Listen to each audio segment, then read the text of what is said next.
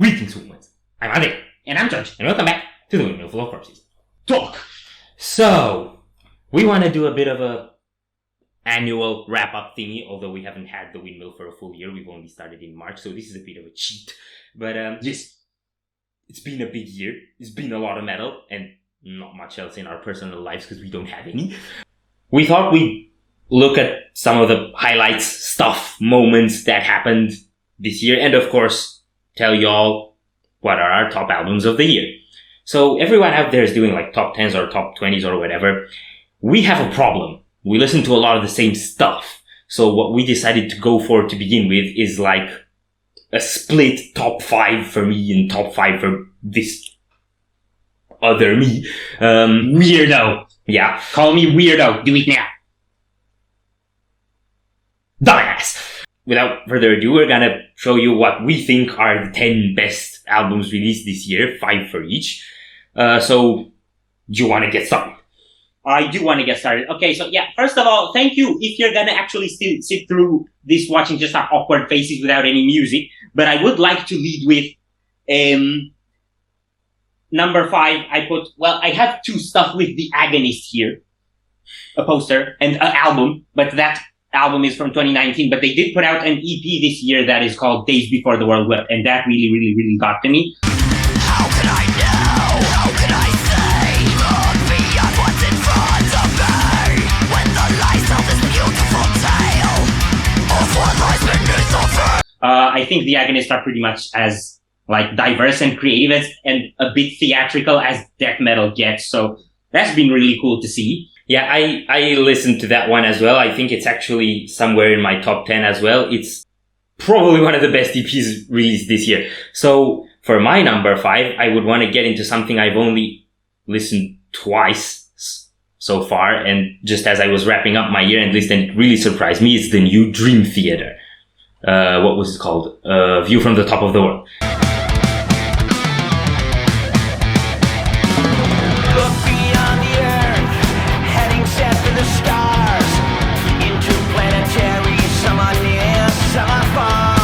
That's what it is. Okay, so this is just 7 songs, and it's an hour in 10 minutes in typical Dream Theater fashion. And what I really liked about it is that, well, with their previous one, with Distance Over Time, I thought they got a bit more accessible, you know? Less of the 20-minute epics, not so much ridiculous prog noodling. And what I feel they did with this one is kind of brought back all that stuff that made them the classic Dream Theater with all the over-the-top stuff, but somehow kept the accessible tone to it. It was a really effortless listen, really groovy, really melodic, really beautiful, just overall massive. And the final song, the title track, which is 20 minutes, like that.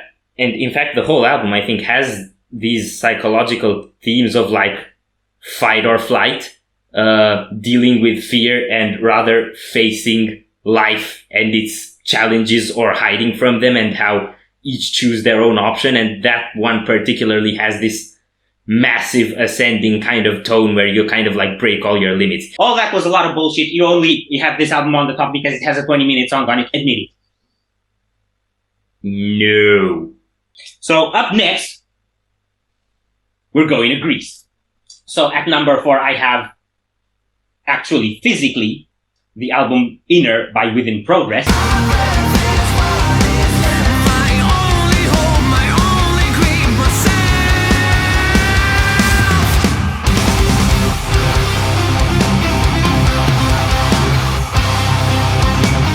And we've done 2 reactions from these lovely chaps. And I even had the pleasure of doing an interview with their guitarist, Tassos. So that's very much kind of like alternative metal and classic prog stuff, and it's kind of philosophical and also kind of confrontational about stuff, like you were saying about Dream Theater, but it doesn't really have that old school feeling. So I thought this was a very refreshing album. It's something that takes a lot of the elements that the prog scene has already going on, but kind of morphs it into something new. I think the core of it is honesty as far as musical expression goes.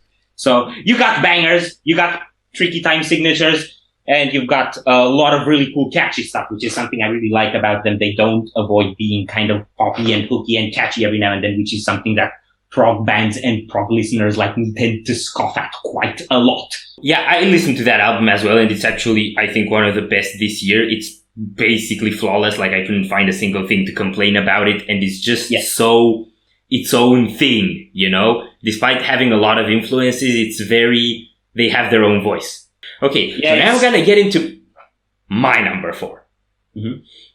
And my number 4 is Brutal, because it is Impermanence by Stortregn.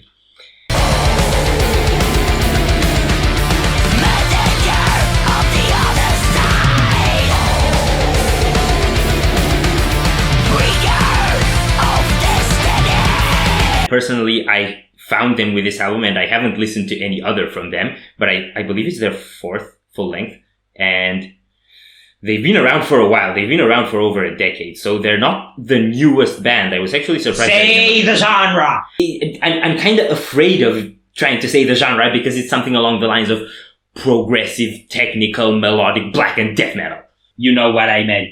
Tech Death. This is an Artisan Era release, and for people who watch our channel, you'll probably know that is literally my favorite go-to place for Tech Death.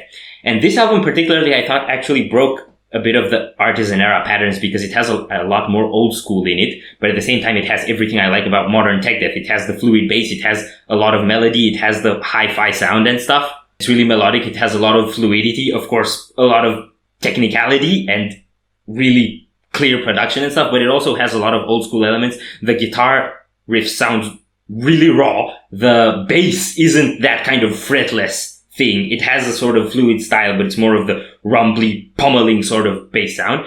And they have this way of making like this evil, cosmic, explosive sort of sound that kind of goes along with the concepts as well. I mean, they have a song called Cosmos Eater, for fuck's sake.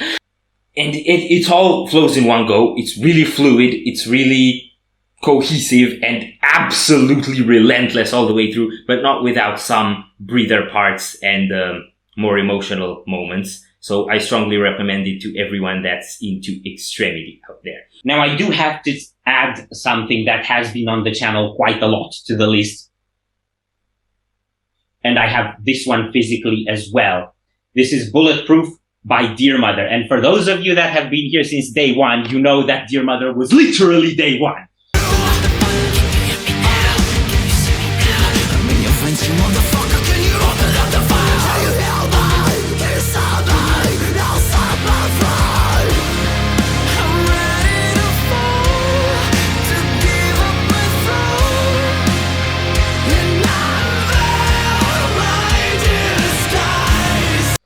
We didn't have suggestions yet. So I asked my bro, well, I didn't ask my bro what to do. We decided we were going to find something, but because he's a dictator, we did what he wanted. So in some sense, my bro introduced me to Dear Mother, but my bro introduces me to a lot of stuff and spams me with it, and I find that annoying, and then I don't listen to it. So the rest of you lovely folks that have been around watching our Dear Mother reactions actually made them stay with us. And the band has actually been very kind as to get in touch with us and send us the physical copy, so that's really cool. Now, a bit about the album itself. It's a alternative, slightly prog metal kind of thing, which, again, is something I should be too pretentious for and scoff at as far as prog is concerned. But they break the rules because they're so cathartic and so expressive and so mature in their expression musically. It's just, for me, the epitome of alternative metal on par with the early albums from Linkin Park. That's it. Also, for information for those who don't know about this band, this is actually the band that rose from the ashes of Delay, from guitarist Merrill Bechtold and drummer Joey Deboer, I think is how you say his name. Why am I trying to say Dutch names? That's a problem. You forgot to mention the word core. I forgot to mention the word core, yeah, so core. So now we're gonna get in my number 3, and my number 3 makes my number 4 seem not brutal. Because my number 3 is the debut full length from Monochromatic Black called Vicissitude. I believe that's how you pronounce it.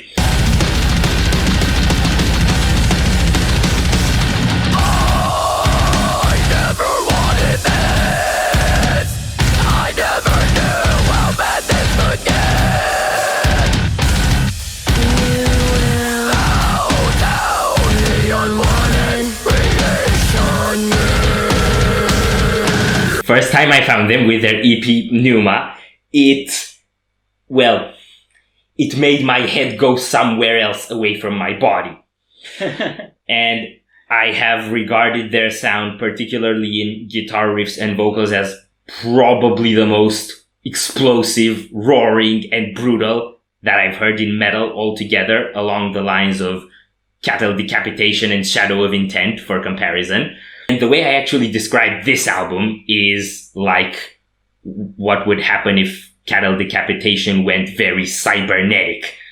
It's kind of like a psychological concept thing. It's a 40-minute album, 10 songs, again flowing from one song to the next the whole way through. Basically technical, brutal deathcore, but with a lot of melodic elements, djenty components in there. So it has the really modern touch as well. And it's not, despite the really filthy vocals, it's not that filth driven. I would actually describe it more as tech death than as brutal death or deathcore. It's really dark, really dramatic, starts in a dark place, goes through a lot of turmoil and anger and progressive ways to express that with choppy time signatures that are going to give you a headache, and kind of clears out towards the end into like a triumphant sort of breather. Again, if you're into brutal or technical music, you have to listen to this album. It will snap your head clean off, and that's a compliment. And I think I'm going to end with that.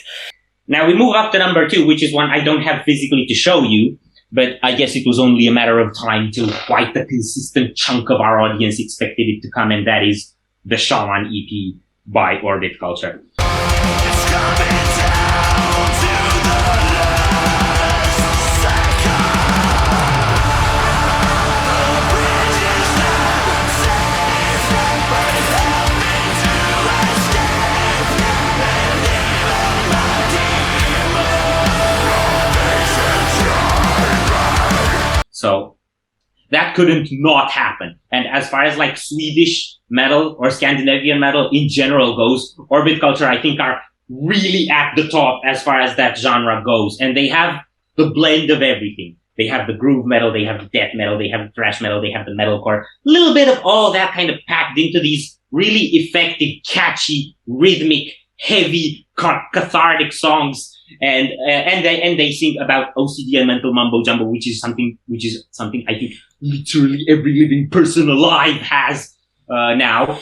A living person alive. I think that's your mental mumbo jumbo acting up. Yeah, and the Ninja album very much had the Swedish death metal sort of feeling with the northern stuff and the melancholy to it. And then Shaman kind of brought a bit of more of a Sepultura and tribal feeling into it, so it's refreshing and new as well. So Orbit Culture are a breakout band, and they're going places, and I had to give them a shout out, and I'm done! So my number 2 is, I think the way you pronounce it is Gloire Eternelle, or something like that. It's in French, and it's from First Fragment.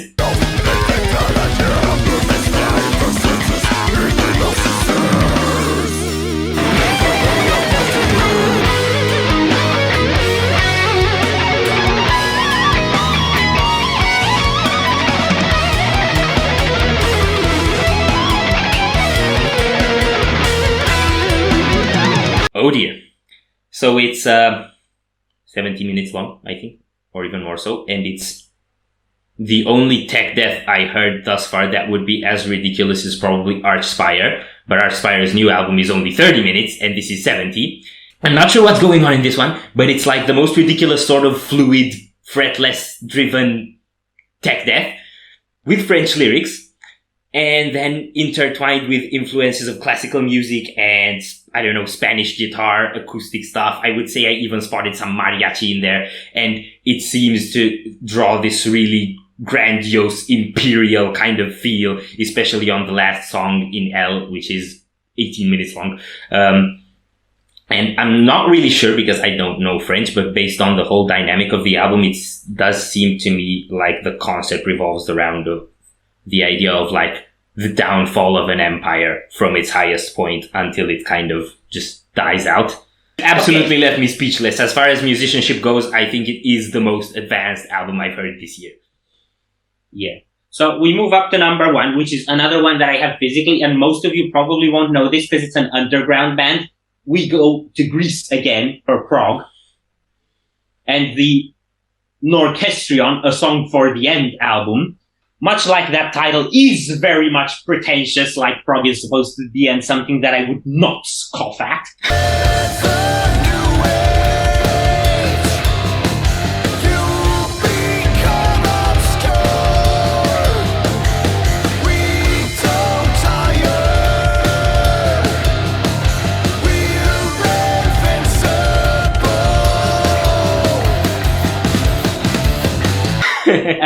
You probably would have seen a lot of this band on the channel had we started the channel a little earlier, but the album came back all the way in January, so we didn't have a chance to react to everything because we both knew it inside and out by that time. It's an absolutely incredible album. It's kind of old school sort of prog.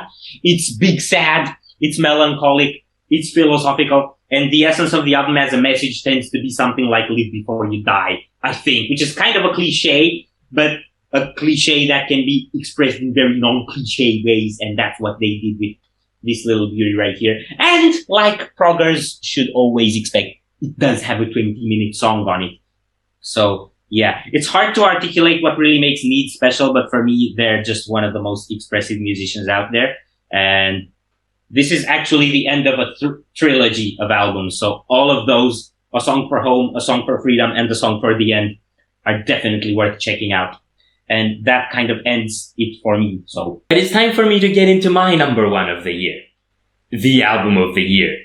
And I think many of y'all already expect this, but I'm just gonna shoot it out anyway. It's the one, the only, Gods of Debauchery by Seven Spires.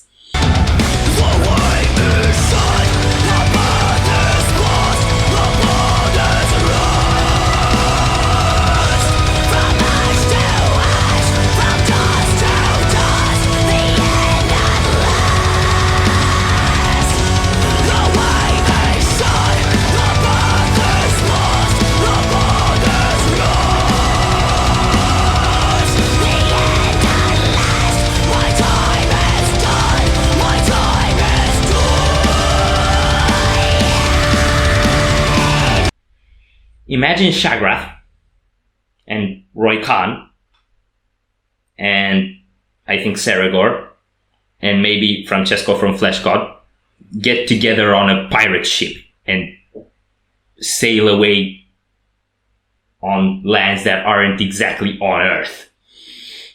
So this album is also the end of a trilogy. Seven Spires have 3 albums so far, Solveig, Emerald Seas, and Gods of Debauchery. And it actually goes along the lines of Emerald Seas, the second album, is the beginning of the story, and Solveig is the middle, and then this is the end. And I think it's, apart from being one of the most complete musical works I've ever heard, from an expressive standpoint, from a technical standpoint, from a lyrical and conceptual standpoint, and just from the sheer diversity of it, going from symphonic death and black metal to cheesy but actually quite sorrowful ballads, almost like if Insomnium tried to write a Disney song, if you will. They range through everything. There's even a pop song on the album, Lightbringer. You have to hear it. Apart from all that, it also has this aura of being more than just an album, because it wraps up a story that has been building for over half a decade at this point, at least if we count when Solveig was released. But I think if we count how long the whole thing is actually in the works, I think it's been more than a decade. So if you want the sense of finality that you get, I don't know, from seeing the last series of Game of Thrones, assuming it wouldn't have been as disappointing as it actually was, it basically has that sort of end of a saga. I think you're looking more so for the end of The Lord of the Rings. Look! So that completes our top albums of the year. Of course, want to hear what your favorites of the year are. If you want, we'll actually drop our full lists below. Personally, I have over 40 albums on my list, so it's been a big year. But now we also want to get into what y'all did for us. And let you know what we think are the best discoveries we've made this year, and that's why I actually bring up a list. To start my favorite discoveries, I want to start with the song Iconic by Obsidious. This was suggested by Metal for the Masses. We took over a month to react to it and regretted taking that long, or at least I did, because I thought this was one of the most down my alley sort of tech death songwriting, but the song itself wasn't just tech death because it had this strange gritty yet somewhat power metalish clean vocal going on all the way through. It's definitely one of the best songs I found this year, and it made it on my daily playlist. I have to bring up this band again for Discoveries of the Year, because I had heard their lead single for the album, 12 Years in Exile, ahead of starting the channel, but it never became a regular jam for me, and I kind of got closer and more familiar to the band after we started doing the reactions and getting some response to them. And it's really grown on me and pulled me out of my comfort zone musically, which is kind of counterintuitive given that it's quite an easy and comfortable album to listen to, and I listen to things that aren't like that. So Dear Mother definitely made it far up the list of favorites for me this year, and it's something that it wouldn't have gone up my regular jam without the Windmill, so that had to be mentioned. Another favorite discovery that I have to mention was suggested by William Johansson and was also in my top albums, which is First Fragment. And the only reaction to First Fragment that we actually managed to do on the channel, although I would have wanted more, it was their first single, Pantheon, with 18 solos, and it gave us both a headache and one of us collapsed. I look back to that specific reaction as one of the Windmill highlights for this year, and I'm just so grateful that I found this absolutely ridiculous band. So thanks, William Johansson, for one of the best suggestions this year. Here. Right. Next for me is a song from Impermanence called Temptation, which is kind of Architects but with a violin, and I really like that a lot. So yeah, metalcore. Metalcore is like, it's really, really hooky, but it's hard not to make it cliche and cheesy. And I think Architects are a band that can do that. They can kind of get this melodrama out of their music without making it be too much. And Impermanence is the only other band that I've seen doing that, and the violin adds so much for that. I haven't gotten to listen to the full album yet, but I definitely want to listen to more Impermanence. So that's Impermanence, and it was a really cool discovery. I'll definitely be checking more of them out. So another one I want to get into is one that actually you kind of did to me. Well, not you alone, because I was challenged to a Try Not to Headbang by Emily, which I did not want to do because I assumed I would fail based on what I heard about the band. So we did a reaction to it instead, and it became one of our favorite stream of reactions on the Windmill. We're talking about Slaughter to Prevail, which are terrible. They're terrible, terrible people. That was a terrible, terrible pun. They're terrible people led by a particularly terrible person named Alex Terrible. And their sound is terrible, and their breakdowns are terrible, and I'm afraid of them. And I'm gonna leave it at that.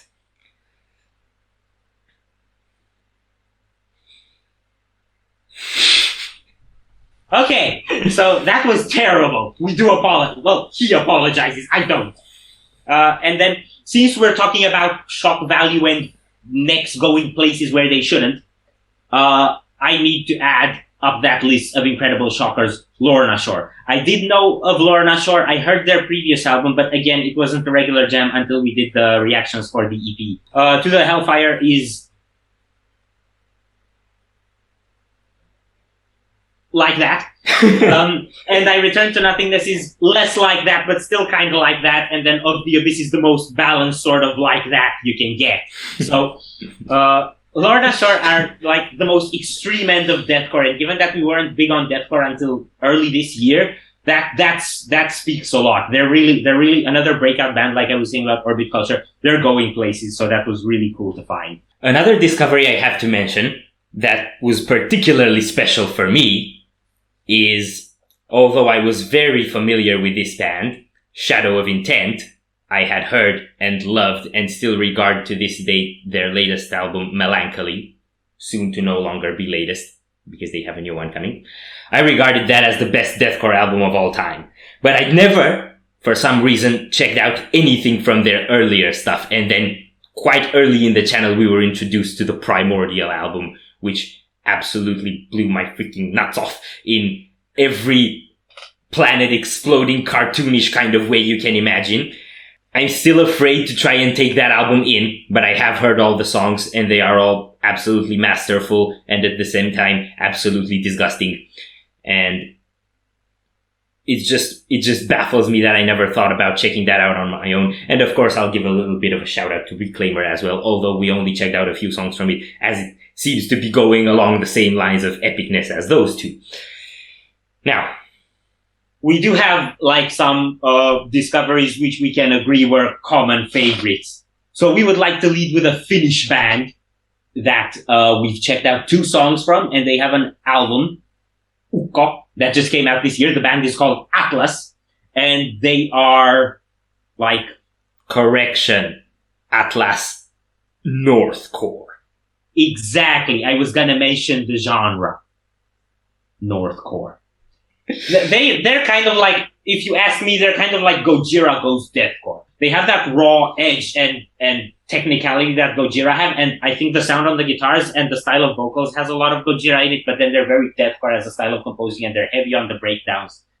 Shout out to Fiona B for introducing us to these guys. I don't think I would put them exactly the way you would. For me, I think they would be more along the lines of Wolfheart goes hardcore beatdown. Mm-hmm. Because makes sense. doesn't feel as much as deathcore as hardcore to me, because it doesn't have the blasting component already mentioned before. So, the band that basically blew both our brains out with the very first song we checked out in the very early days of the channel, our 3rd video, was the song Saw by Orbit Culture. And for a really long time, Orbit Culture was a weekly jam that we so thoroughly enjoyed. It remains one of the best discoveries of the year for sure. Okay, yeah, so Orbit Culture we've connected with a lot of people through them. I think probably the biggest, at least the 2nd biggest audience that we have on the channel has been Orbit Culture fans. And when we were nobody, we had like a storm of people come in on that early reaction and welcome us to the family. And there hasn't been a discovery like that for me in at least a year, but I think longer. So I am absolutely obsessively jamming their stuff every single day since we found them. So, Orbit Culture are legends, and they're definitely a Windmill favorite. And what is the only Windmill favorite that matches the amount of content that we put up related to Orbit Culture? And that probably gave us an even bigger audience, and that was introduced to us by a member of the lovely Persephone. Do, do, do, do, do, do, do, do, do, do, do. BFG Division. When that song hit, I am absolutely baffled and ashamed at the fact that as a metalhead, I did not know video game soundtracks can go in that area, let alone with an 8-string guitar.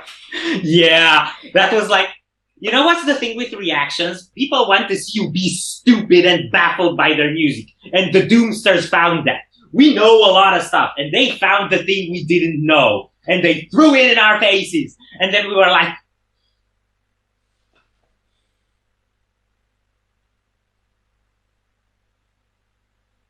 no, it works. So yeah, Mick Gordon, man.